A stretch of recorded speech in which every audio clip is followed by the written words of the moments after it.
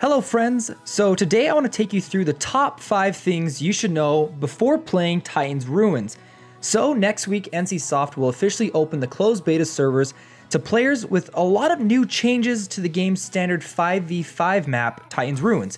So to help you guys prepare for some epic fights on the new map, I put together this list. So this list consists of new changes of the map and key features and mechanics that both new and returning players should know about. So, number 1, to start off, I figured I'd let you guys know how to actually win a match in Titans Ruins.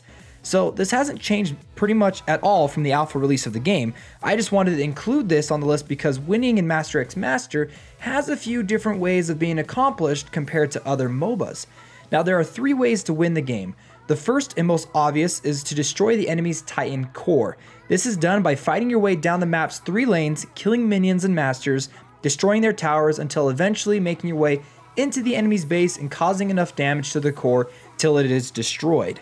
Second is being the first team to hit the 1,000 point limit. Now you obtain points by killing minions, jungling mobs, taking down masters, destroying towers, beating map bosses, capturing points, and eliminating enemy titans.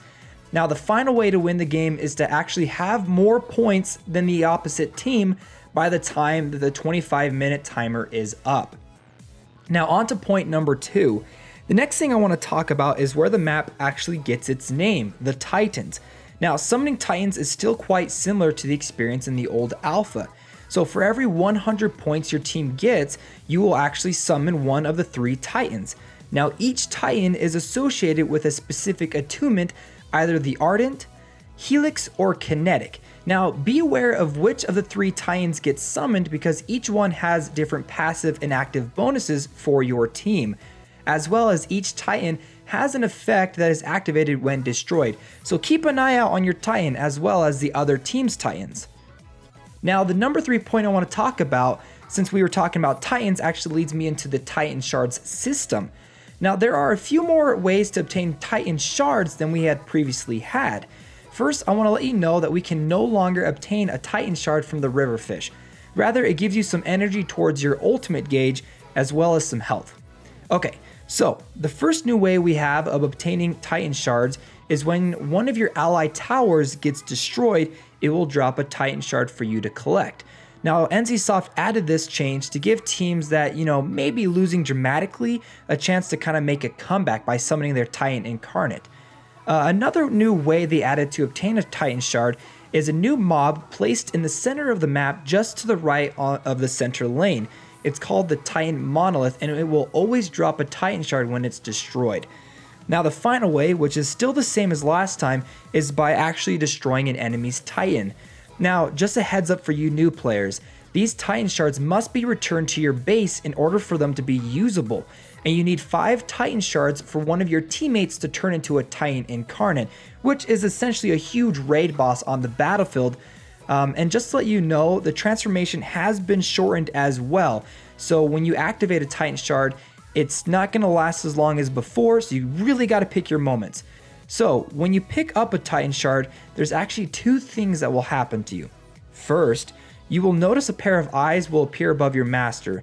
This symbolizes that the enemy team can actually see where you are on the map. And then the second thing that will happen to you is that you'll actually get a debuff that slows your master down as long as they have the shard. The number 4 point I want to talk about is the actual map layout. It's changed pretty dramatically. Now the basic layout is still the same. There are 3 lanes, top, mid, and bottom. They're all still present. But the biggest changes are that they've added a new tower in the mid lane, right in the center of the map for both teams, as well as a new Titan Monolith. And if you'll notice as well, where we have our wall in the mid lane, kind of towards the entrance of your base, they've gotten rid of the fact that you had 2 towers there, and now you've only got 1. And then one little note for you guys as well, the river that expands through the middle of the map no longer slows your masters down, which I actually find as a nice touch. Now the final thing I want to talk about is the actual objectives on the map.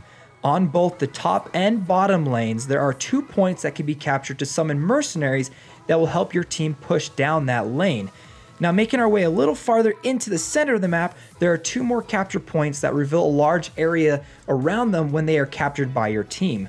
Now, the final one I want to talk about is actually a large boss that is hidden within a cavern just above middle lane. Now, when this boss is destroyed, it gives your team a large buff as well as 150 points, which I think is a pretty big deal because in the live stream that NCSoft hosted just last week, the developers that we got to watch were actually about to lose their match until they were actually able to destroy the boss and gain enough points to kind of just hold off for the remaining minute left in the game, and they were able to win. Alright guys, so those are the top 5 things I think new and returning players need to know before playing Titans Ruins. And if you like this video, hit that like button, comment down below if you guys got any tips that you want to give to us players, and subscribe for more Master X Master footage.